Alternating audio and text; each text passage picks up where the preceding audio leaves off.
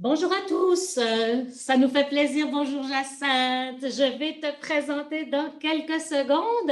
Juste avant, je vais rappeler quelques petites consignes techniques pour ceux qui nous rejoindraient seulement cet après-midi. Donc, bienvenue au colloque en rédactologie, la communication écrite entre l'État et le citoyen.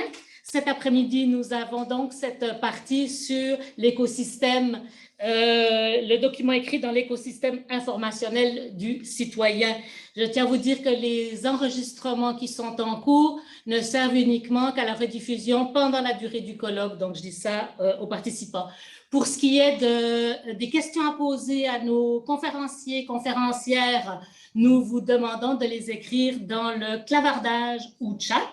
Et à la fin des 30 minutes de présentation, nous les poserons aux conférenciers. Alors cet après-midi, nous avons la chance d'accueillir et le bonheur d'accueillir Jacinthe Roberge, qui est porte-parole de son équipe. Dans son équipe, il y a Éric Cavana, Laurence Paquette, Anne-Catherine Verrette, et leur communication s'appelle l'écosystème informationnel comme méthode d'intervention en design. Merci Jacinthe. Merci Isabelle. Donc, je vais partager mon écran en espérant que tout fonctionne bien.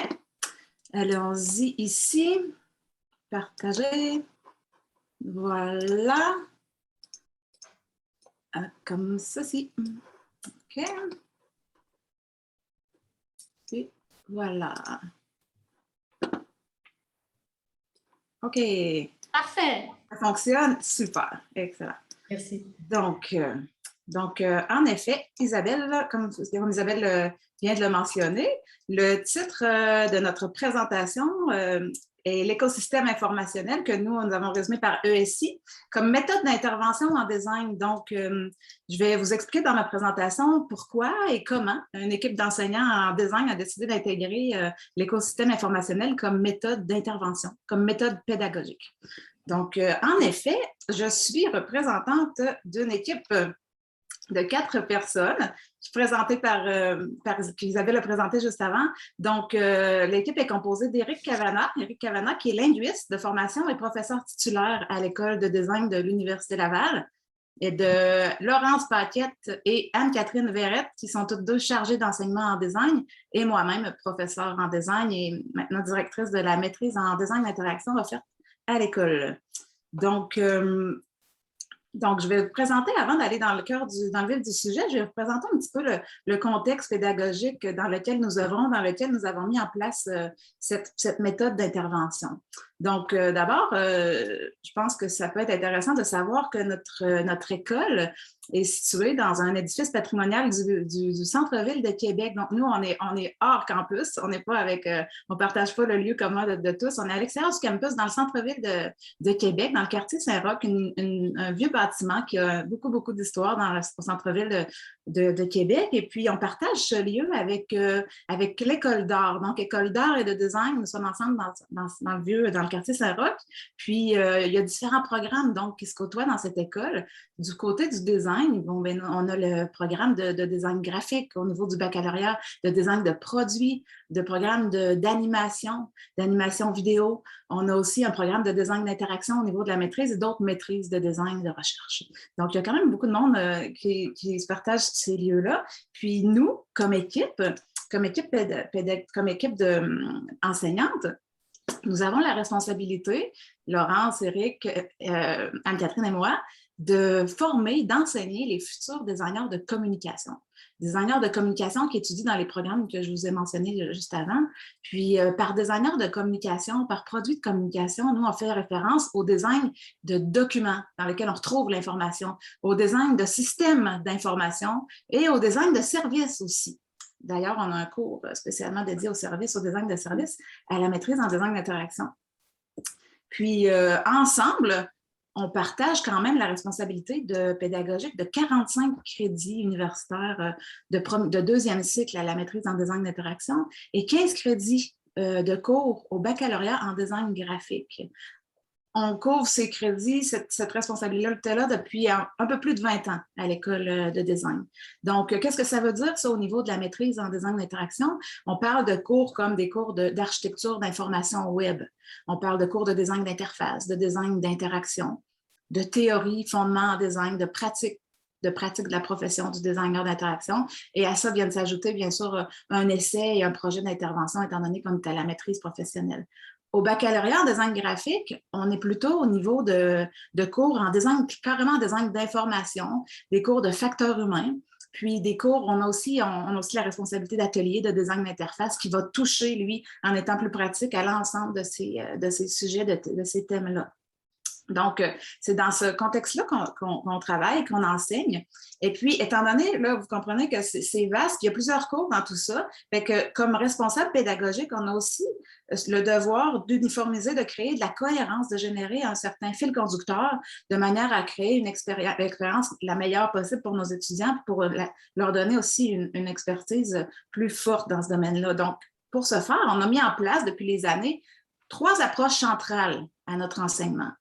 Donc, d'abord, on a l'approche que vous connaissez certainement, qui est centrée humain. On va dire design centré humain, étant donné qu'on est à l'école de design, mais conception, disons, centré humain, où on place vraiment la personne au cœur de nos décisions, puis même au-delà, en amont de nos décisions, au cœur de notre réflexion, de notre exploration.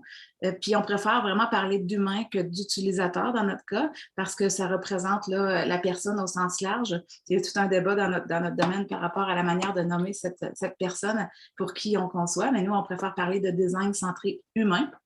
C'est notre première approche qu'on met de l'avant dans toute la formation au baccalauréat en design graphique, puis dans toute notre formation aussi à la maîtrise en design d'interaction. Notre deuxième pilier, c'est l'approche ethnographique. Donc, on met vraiment en place dans nos cours, lorsque possible, lorsque pertinent, une approche ethnographique comme méthode d'enquête, de recherche, d'exploration dans les débuts de nos projets de design pour comprendre l'humain, observer, écouter, expérimenter sa vie, son expérience avec lui pour mieux le comprendre et pour mieux le concevoir pour lui, par la personne pour qui on le fait. Puis le troisième pilier de notre enseignement, de nos formations pédagogiques, est celui du design basé sur la théorie. En anglais, on va parler de theory-based design, donc qui est particulièrement important pour nous dans le domaine du design. A des défis, a certains défis par rapport à la théorie, à la génération de théories. Donc, pour nous, c'est particulièrement important d'appuyer nos décisions, notre réflexion sur des bases théoriques, donc de la littérature scientifique, les recherches qui ont été faites dans différents domaines en périphérie du design, en psychologie, en sociologie, parfois même aussi en ingénierie, en facteurs humains, en ergonomie, etc. On va très, très large. Le design étant une discipline très multidisciplinaire dans sa pratique. Donc, c'est nos trois approches centrales. Puis, ces 3 approches centrales-là nous permettent de mettre en place 3 régimes d'intervention en design. Donc, par 3 régimes d'intervention, je fais référence au type de projet, au type de projet, de visée qu'on peut avoir dans une démarche de design. Puis ces trois régimes-là sont enseignés à nos étudiants du début de leur formation à l'université jusqu'à la fin de leur formation à la maîtrise, s'ils continuent avec nous jusque-là. Donc, on parle d'abord des interventions de correction. Quand on parle d'intervention de correction, on fait référence tout à l'exercice de correction, d'évaluation, de correction, d'amélioration d'un document déjà existant. Donc, vous allez voir, l'approche que je vais vous présenter aujourd'hui est née de ça, est née d'une approche, d'une intervention qui se voulait d'abord, avant tout, corrective. Mais on fait aussi autre chose avec nos étudiants. Le cœur du design touche souvent la conception, si on veut. Donc, la création d'un nouveau produit, d'un nouveau service, mais qui est attendu, qui est défini, qui est déterminé à l'avance. On doit le conceptualiser comme designer, on doit le concevoir, on doit le réaliser, puis produire les documents nécessaires à sa production, justement. Donc, ici, on parle d'une intervention de conception. Puis, chez nous, on fait aussi des interventions de prospection.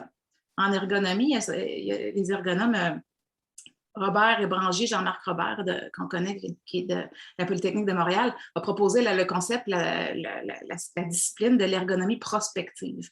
Mais nous, chez nous aussi, on fait de la prospection en design lorsqu'on parle de l'anticipation des produits futurs, dont le mandat n'a pas été déterminé à l'avance, mais ça revient au designer de se projeter, d'anticiper, d'explorer les futurs probables, les besoins latents, puis d'en découvrir des nouvelles opportunités sur lesquelles construire, sur lesquelles proposer des nouvelles pistes de solutions en design. Donc, c'est les régimes d'intervention avec lesquels on travaille avec nos étudiants. Maintenant, à partir de là, et je vais vous parler de l'écosystème informationnel comme outil pédagogique. Donc ça, c'était notre contexte pédagogique au sens large, mais dans le cadre d'un cours en particulier, donc je vais le présenter tout de suite, dans le cadre d'un cours, le cours de design d'information, est venue l'opportunité de travailler pour nous avec l'écosystème informationnel. Mais avant, je vous expose un petit peu la genèse de ce cours-là. C'est en 2019 qu'on a eu l'opportunité de créer un nouveau cours au baccalauréat en design graphique, un cours de design d'information, spécifiquement en design d'information, de documents, etc. Donc, ça fait de cela, ça fait 2019, on a eu l'occasion de rencontrer 3 groupes d'étudiants. Donc, disons que on a une expérience de 3 ans avec ce cours-là depuis 2019, donc 3 cohortes. Ce nouveau cours-là, lorsqu'on a eu l'opportunité de le créer, ce qu'on a voulu faire avec ça, c'est de créer un lieu où on pouvait former l'étudiant, l'aider à développer des compétences et des habiletés en évaluation, en correction et en conception. Donc, vous voyez nos 2 premiers régimes là, que je vous ai présentés, de documents utilitaires. Donc, vraiment, on est dans l'utilitaire. Ça peut sembler particulier, mais en bac en design graphique, ce n'est pas nécessairement les documents qui sont les plus étudiés. Donc, nous, on a installé le document utilitaire au cœur de notre cours. Puis, on a choisi de travailler avec des documents utilitaires, mais emblématiques de la société québécoise ou canadienne. Donc, des documents que les étudiants peuvent recevoir chez eux, voir passer ou avoir à utiliser sur leur ordinateur, mais qui sont connus de tous. Donc, ici, je marque mon 3 cohortes, 56 étudiants, juste pour vous dire, c'est à peu près c'est le nombre d'étudiants là, avec qui on a mis en pratique ce cours-là, avec qui on a expérimenté la méthode de l'écosystème informationnel. Donc, quand je vous parlais de documents emblématiques, documents utilitaires emblématiques, bien sûr, il y a certains de nos documents dans la société québécoise ou canadienne qui sont produits par des compagnies privées, bien sûr, comme par exemple, on reçoit tous nos factures de câbleaux de distribution, par exemple, mais plusieurs, je pourrais presque dire la majorité des documents de type utilitaire que l'on reçoit sont conçus par le gouvernement, les différents paliers de gouvernement, autant municipal, provincial que fédéral, et puis prennent différentes formes. Pensons ici, on en a mis quelques exemples. Là. Par exemple, un guide d'aide à la décision que le gouvernement du Québec a conçu à l'intention des citoyens pour les aider à choisir en temps de COVID quoi faire. Bon, ça amené c'est conçu par le gouvernement du Québec. Ici, moi, c'est tout petit là, dans moi, mais on a un guide conçu par la CNESST pour un rapport désolée, c'est tout petit dans mon écran, mais puis un autre, des documents conçus par le Revenu Québec ou des documents plus techniques ou qui contiennent de l'information des guides de d'autres genres, comme on le voit dans le coin de l'écran, le guide alimentaire canadien qui, lui, est constitué de tableaux, de fiches à l'intention du citoyen pour l'aider à prendre des décisions dans sa vie de tous les jours. Donc, c'est à ce genre de documents-là qu'on fait référence lorsqu'on parle de documents utilitaires emblématiques de notre société québécoise. Puis c'est à partir de ces documents-là qu'on demandait aux étudiants de travailler. Donc, bien sûr, là, je montre des fiches, là, mais il y a aussi des pages web informationnelles, des pages web transactionnelles, des formulaires papier ou imprimés qu'on pourrait mettre dans le lot.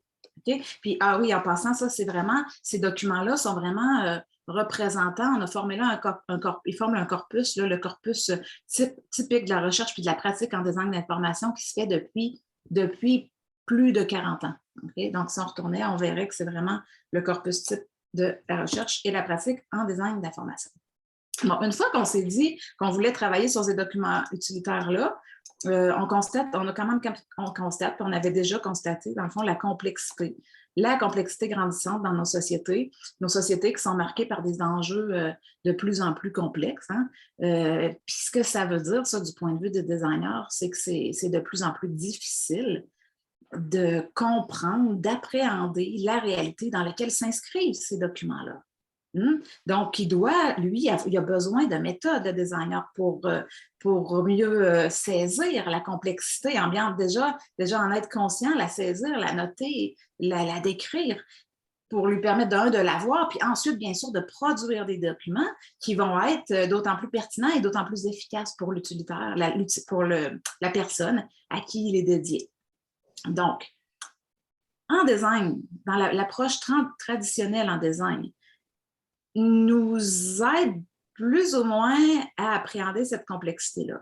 L'approche traditionnelle en design, souvent encore, est quand même centrée sur l'objet, sur l'artefact, sur sa forme et ses fonctions. Puis bien sûr, on prend conscience, puis qu'on enseigne à nos étudiants qu'au-delà de l'artefact, il y a des acteurs en amont, des acteurs designers, puis des acteurs dans le volet de l'expérience qui vont utiliser l'objet. On est conscient de ça, on étudie ça avec eux. On réfléchit sur le processus de conception, le processus d'usage.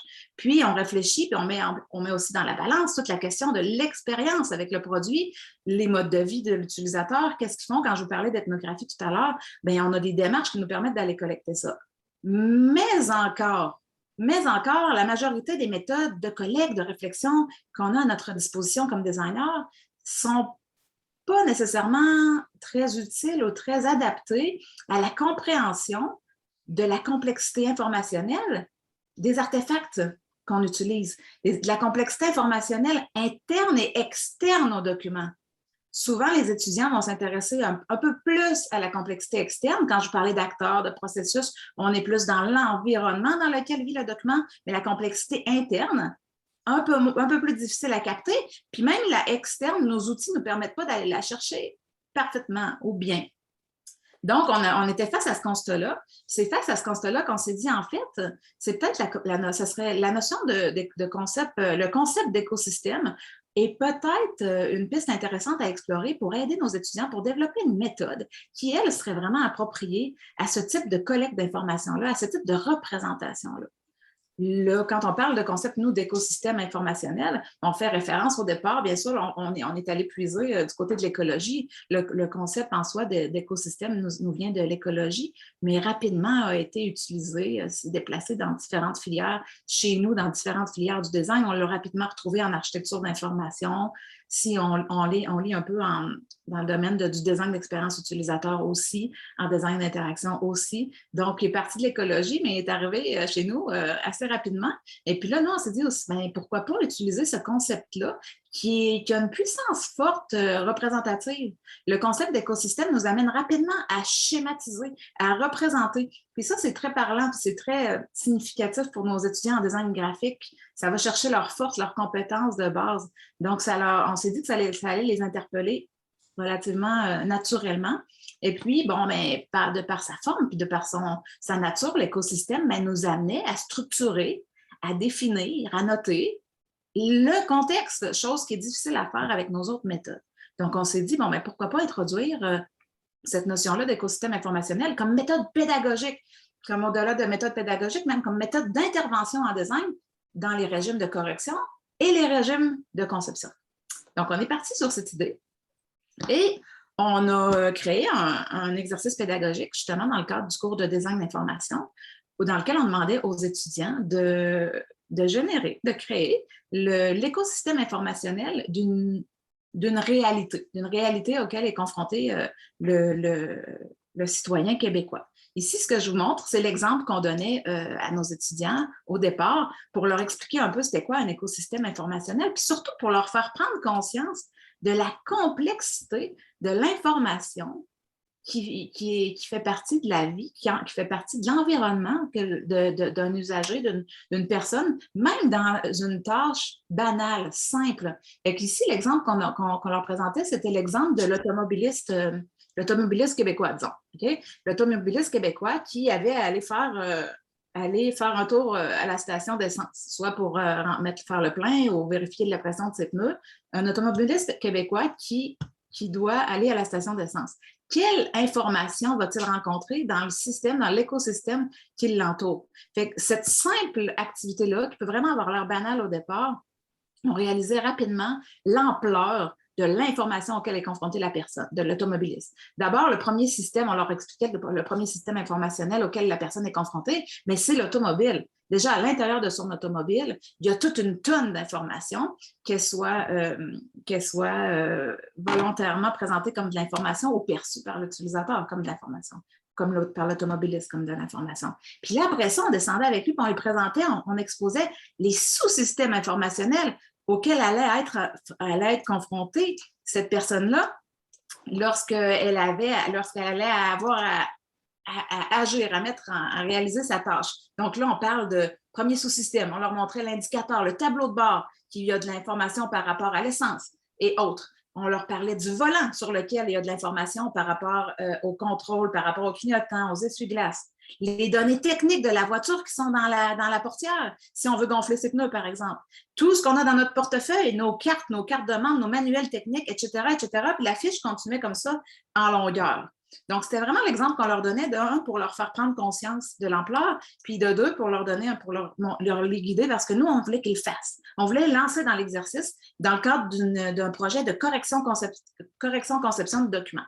Donc, nos objectifs avec cet exercice-là, c'était justement de les sensibiliser, de leur fournir une technique aussi, de les aider, de les guider à structurer le contexte, qui est une notion quand même assez abstraite pour plusieurs, puis leur offrir une méthode qui, idéalement, les aiderait même à découvrir des opportunités de design, choses qu'ils ne font pas ou peu lorsqu'ils sont plus en mode correction, justement. On se disait peut-être qu'en schématisant cet écosystème-là, on va voir des pleins, des vides, des lieux où il y a place à opportunité pour conception, peut-être même prospection.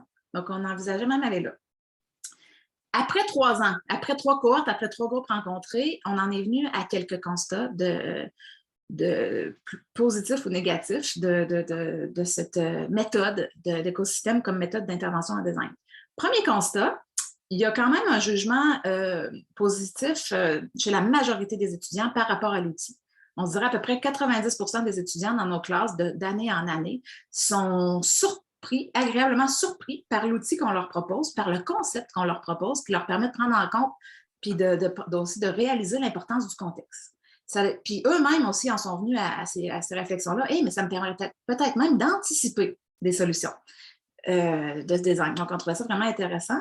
Puis, ça leur fait prendre conscience aussi du phénomène qu'on appelle l'éclipse de l'objet, en faisant un petit clin d'œil à l'éclipse du contexte, plutôt en faisant un clin d'œil à l'éclipse de l'objet, un texte très connu en design par Findelli qui explique à quel point le designer s'éloigne tranquillement de l'objet comme nous, on dit, mais il s'éloigne aussi du contexte, le designer, il l'oublie dans sa démarche.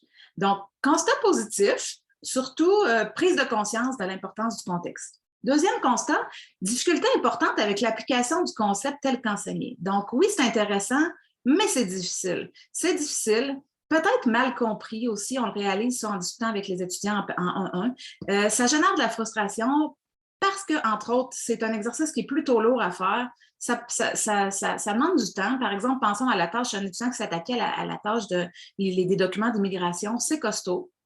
C'est arrivé. Puis il y a une autre frustration générée par rapport à la difficulté à explorer ou à comprendre le contexte. Donc, c'est pas facile partout quand on parle de documents gouvernementaux. Certains s'attaquent à la fiscalité, d'autres vont s'attaquer justement à l'immigration ou autre.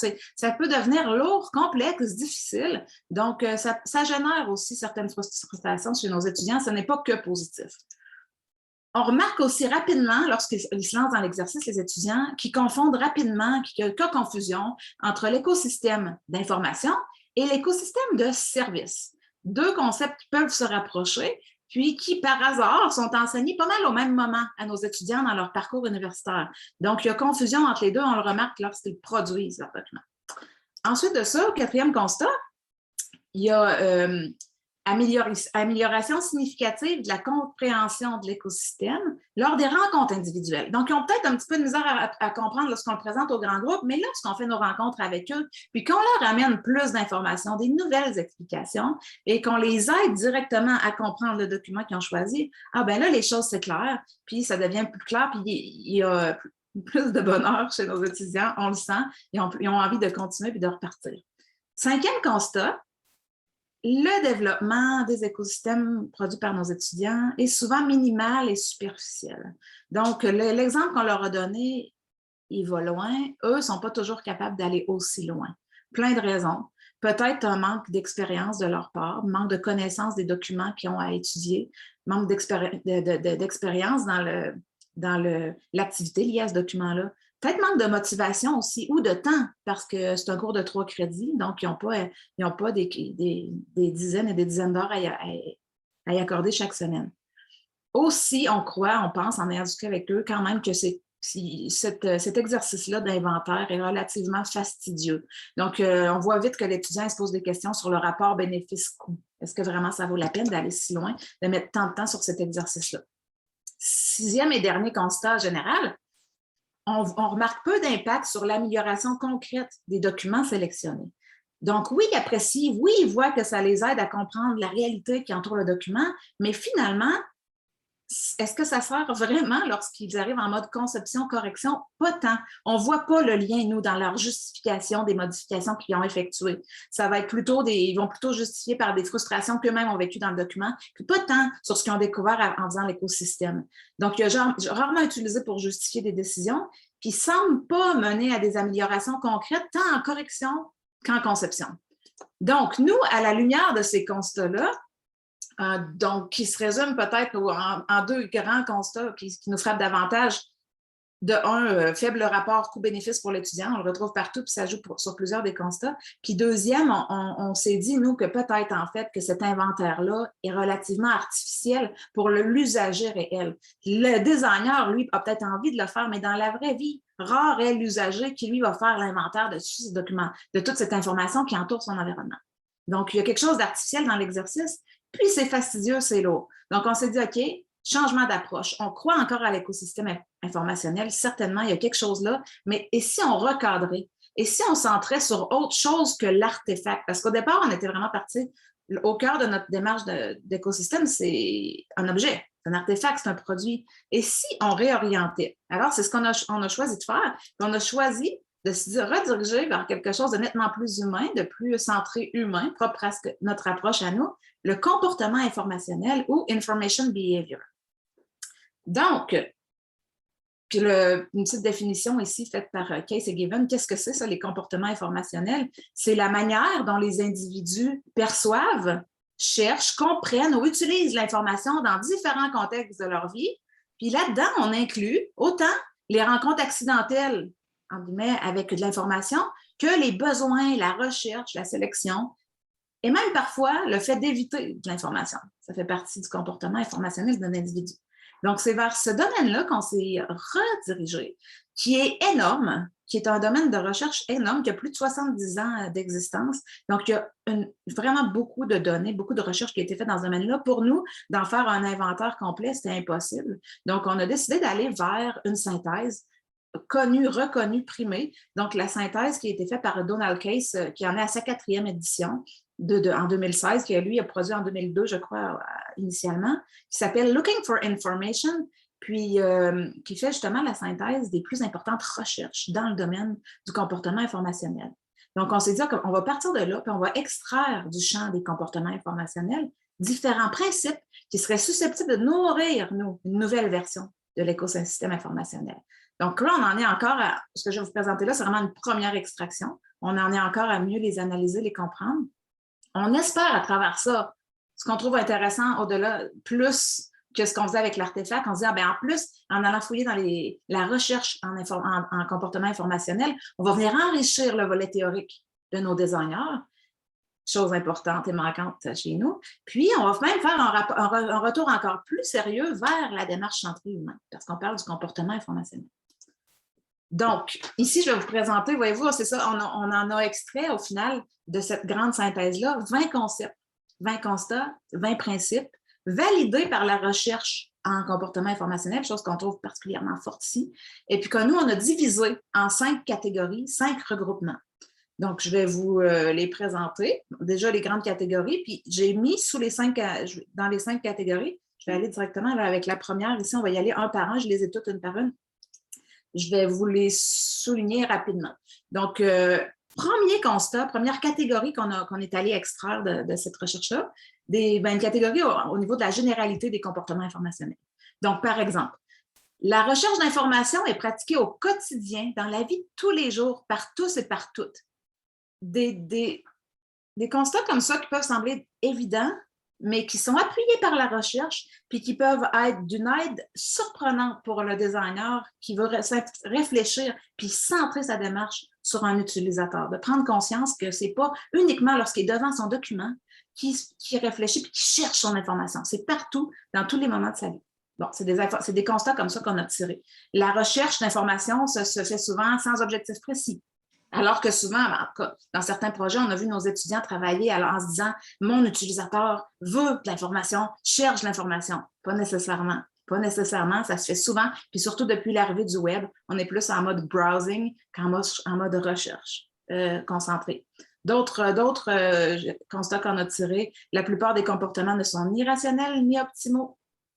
Donc, intéressant ici aussi. Souvent, on travaille en ayant en tête une personne très axée, très dirigée vers une tâche.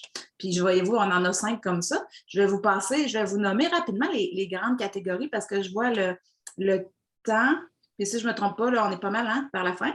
Fait que je vais vous nommer, c'est ça, hein? Fait que je vais vous nommer les grandes catégories, puis ils sont là ils sont présentés sur les pages, puis ils sont présentés dans l'article qui suivra aussi. Donc, vous pourrez les avoir plus en détail si ça vous intéresse. Donc, le premier concernait les généralités. Le deuxième nous concernait la nature et l'état de l'information que le chercheur d'information va aller chercher. Hein? De l'information qui peut être interne ou intrapersonnelle. On va aller chercher des informations de ce genre-là dans nos constats. Puis ensuite, notre troisième catégorie de constats a rapport aux besoins, aux éléments déclencheurs du chercheur d'information. Qu'est-ce qui fait qu'on va vers l'information? Qu'est-ce qui fait qu'on la cherche? Qu'est-ce qui fait qu'on ne la cherche plus aussi, qu'on arrête notre recherche? Ensuite de ça, il y a des constats, on a 5 constats qui concernent l'exécution puis l'arrêt, justement, comme je disais, bon, mais là, réellement, qu'est-ce qui fait qu'on va arrêter ou qu'on va continuer de chercher? On a réalisé aussi dans nos lectures qu'il y a des comportements informationnels qui durent une vie, puis il y en a d'autres qui durent quelques secondes. Ensuite de ça, la dernière catégorie de constats, bon, ben, il y a rapport aux usages et aux effets. Donc, qu'est-ce que ça fait? Qu'est-ce que ça a comme effet chez l'humain, chez le chercheur d'information, d'effectuer cette recherche-là? Donc, on en a résumé 3 constats comme ça. Donc, on en est là dans notre démarche. Et puis, maintenant qu'on a réorienté notre travail vers le comportement informationnel de l'usager, bien, on aurait peut-être envie de s'en aller vers un nouveau modèle, un modèle qui serait représenté autrement qu'un inventaire. Probablement, on envisage peut-être travailler plus sous forme d'un persona, un persona qui serait construit justement, dont l'ADN serait les comportements informationnels. Et à partir de ça, nos designers iraient chercher sur ces usagers-là, mais en lien avec les comportements, puis on pourrait générer un persona. On en est là, donc plutôt de l'inventaire vers le persona à voir. Puis, comme je vous disais, c'est une première extraction, donc il faut encore les réfléchir, les voir. Puis, on aimerait bien, à partir de là, que ce nouveau modèle-là nous permette de mieux appréhender les enjeux informationnels liés aux artefacts, de générer une plus grande quantité d'opportunités de design, chose qu'on fait rarement quand on est plus dans un cours comme design d'information. Et, bien sûr, mieux comprendre et anticiper les besoins informationnels de l'utilisateur. Alors voilà, ça conclut notre présentation. Merci, Jacinthe. Est-ce que tu m'entends, Jacinthe? Oui. Bon, merci beaucoup pour ta communication. C'était vraiment extrêmement intéressant. Véronique, est-ce que tu voulais… Tout à fait. Merci beaucoup et merci de montrer à quel point il y a un lien entre le monde de la recherche et puis le monde pédagogique et comment ça s'articule et comment au fur et à mesure la recherche permet d'essayer d'avoir une meilleure pédagogie. Donc ça, c'est une excellente illustration pour nous et tout ça quand même au service du citoyen. Donc on retrouve bien ce trépied, on va dire, dans cette démarche. Moi, j'aurais une question en amont peut-être des autres par rapport à la notion d'écosystème, où si j'ai bien compris, on est bien dans une démarche de plusieurs systèmes qui s'emboîtent et qui est donc bien plus compliqué à appréhender que le système linéaire, qui apparaît un peu comme, comment dire, une sursimplification. Et est-ce que les étudiants ont pu essayer de tester ça dans des lieux de stage? Parce que je comprends bien que l'exercice est peut-être un peu, pas démotivant, c'est pas ça, mais vous voyez ce que je veux dire? Un peu aride, hein? Mais… Oui, voilà, c'est ça, un peu aride, et que peut-être sur le lieu de stage, ça paraît plus réel, ces systèmes qui s'emboîtent. Tout à fait. Puis là, je vois ma collègue Laurence là, qui vient d'apparaître. Puis en fait, Laurence, elle enseigne le cours de design de service. Puis en design de service aussi, il travaille avec les écosystèmes, mais là, on est au niveau de la maîtrise en design d'interaction. Puis on voit nos étudiants de la maîtrise d'interaction, Laurence et moi, à l'hiver, après avoir fait le cours de design de service, dans un cours qui s'appelle projet d'intervention. Projet d'intervention, justement, c'est dans la vraie vie. Donc là, ils partent puis ils vont travailler avec une entreprise, ils vont collaborer avec une organisation sur un problème réel. Puis en effet, à ce moment-là, ceux qui sont passés par le bac et qui arrivent et par la maîtrise et par le cours de Laurence, souvent vont générer des écosystèmes représentés. Là, Laurence, tu peux peut-être plus nous en parler parce que tu en as vu dans ton cours, puis tu les vois aussi arriver en projet d'intervention. Oui, bien en fait, dans le contexte du projet d'intervention qui est plus de l'ordre un peu type stage, qui les étudiants agissent vraiment à titre de consultants en design d'interaction auprès de l'entreprise, l'écosystème va être vraiment utile dès le début finalement de leur intervention pour déjà, on va dire, cartographier le terrain dans lequel ils vont venir intervenir ou leur conception ou leur correction vont venir s'insérer. Donc vraiment, l'écosystème est là un peu, je dirais, c'est un peu comme ça qu'on l'aborde en fait en design et services, vraiment comme une étape préliminaire à notre intervention, une méthode d'analyse pour bien comprendre le terrain sur lequel nous, on va venir intervenir par la suite, puis même saisir certaines contraintes ou même certaines limites aussi de nos interventions, puis les prendre en considération pour créer justement une correction ou une conception qui va être réaliste, pertinente pour le contexte, le milieu dans lequel il va s'insérer. C'est un peu comme ça qu'on l'apporte en design de service. Puis, dans le projet d'intervention, on le voit aussi apparaître comme ça, Jacinthe, au début du projet, comme une espèce d'état des lieux dès le départ d'une intervention. En effet, ça me semble plus naturel, hein? Parce que les étudiants le font un peu moins à reculons. Ben, moi, je n'ai pas enseigné le design d'information, fait que je ne peux pas dire qu'ils le font à reculons. Anne-Catherine pourrait mieux le dire, mais je vois pas du tout de... Je vois même qu'ils le font avec bonheur parce que ça les nourrit réellement sur la réalité de l'environnemental.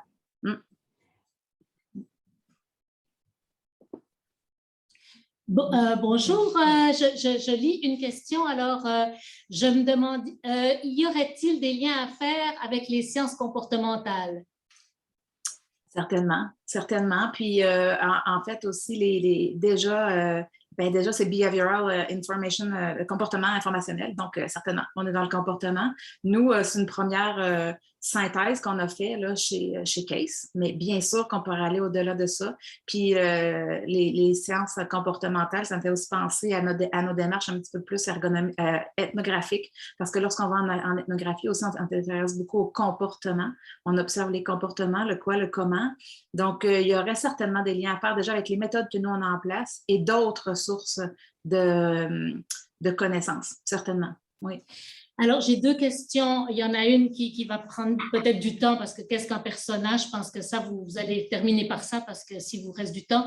Une autre question, est-ce que cet exercice a mené à réaliser des diagrammes d'information, des visualisations? Peut-être commencer par ça puis continuer par le persona. Je pense que là, je vais laisser Anne-Catherine ou Laurence. Bonjour Anne-Catherine, bonjour Laurence. Bonjour. Oui, donc évidemment, l'écosystème, comme Jacinthe l'a démontré, où est-ce qu'on l'expliquait plus sous forme de tableau, on demandait à la fin aux étudiants de le représenter à l'aide d'une visualisation qui était beaucoup plus organique, qui était moins, où on plaçait un public cible au centre. Par exemple, disons que l'étudiant travaillait sur revoir la demande de passeport canadien, qui était le document, l'artefact qu'on voulait revoir. Puis il fallait bien comprendre l'écosystème informationnel dans lequel ça s'inscrivait. Fait qu'on travaillait à partir d'un public cible, puis on allait mettre le public cible au centre, puis on essayait d'aller voir quelles étaient un peu ces références informationnelles à ce public-là par rapport à cette grande thématique-là de demande de passeport. Fait que ça peut être très, très large, puis c'était difficile parfois de savoir quel périmètre, là, un peu, où s'arrêter, le périmètre informationnel de tout ça.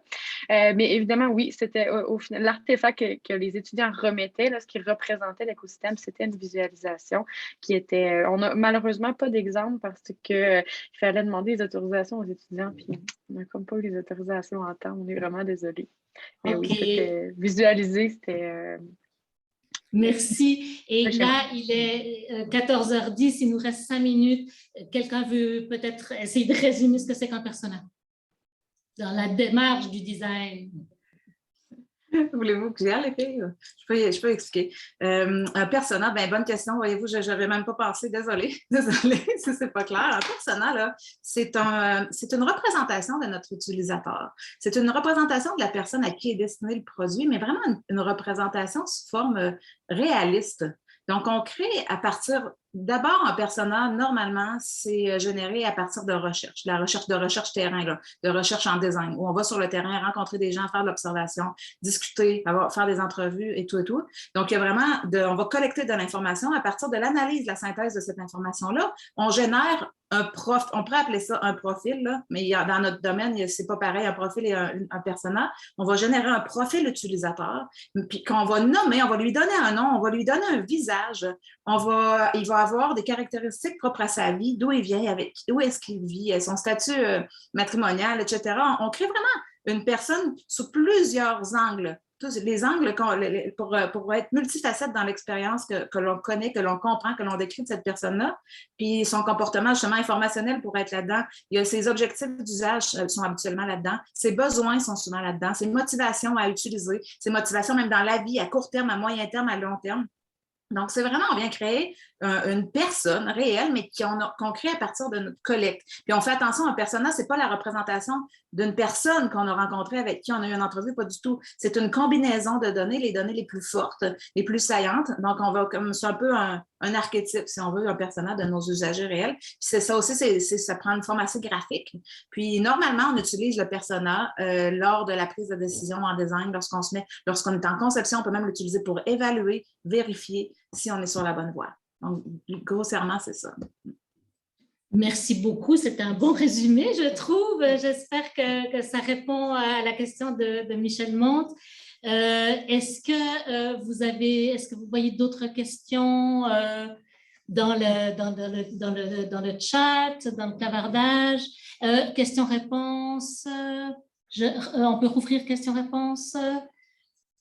Alors, je voyais qu'Aise a effectivement fait une excellente synthèse. Est-ce que cet exercice est intégré dans un projet plus large de correction, de conception? Pourrais-tu parler davantage de ce projet? Oui. Dans Design d'information, c'est tel qu'on l'a présenté. Mais peut-être que, Laurence, toi, tu pourrais raconter comment tu l'intègres dans certains projets. Est-ce que c'est... Oui, je peux peut-être faire ça vite, peut-être avec un exemple. En fait, un des projets qu'on a mené en design de service, c'était on partait d'une problématique décelée dans l'actualité. Donc, par exemple, la dénonciation des agressions sexuelles et l'espèce de mouvement sur les réseaux sociaux. Dans l'actualité, on critiquait le système de justice comme ayant des problématiques et c'est pour cette raison-là que les gens se retournaient vers les réseaux sociaux. Mais est-ce vraiment un problème? Est-ce simplement ça, la problématique? Je pense qu'on ne croyait pas. Donc, on est allé à l'enquête, on est parti enquêter sur cette problématique-là et on a commencé par l'écosystème, la représentation finalement de l'écosystème de justice. Et pour constater où se situaient les réseaux sociaux et quelles étaient leurs relations par rapport au dénonciateur ou à la victime dans ce grand système-là, pour constater finalement à quels besoins venaient répondre les réseaux sociaux dans ce contexte-là versus le système de justice et même pour repérer certaines problématiques au niveau des liens entre ces entités-là. Puis évidemment, il y en avait bien d'autres. Ce qui a mené cette équipe-là à proposer une refonte ou quelques changements au niveau du système de justice, mais même vraiment social, et au niveau des organismes disponibles communautaires, au niveau de tous les services qui sont disponibles pour les victimes, puis revoir à partir de l'écosystème. Je vous remercie infiniment. Il est 14h14. Vous avez réussi à faire le tour. Je vois la réponse de Michel Monte à Toulon qui nous dit merci beaucoup. C'était très clair pour le persona. Et là, on va passer. Merci beaucoup. C'était très intéressant.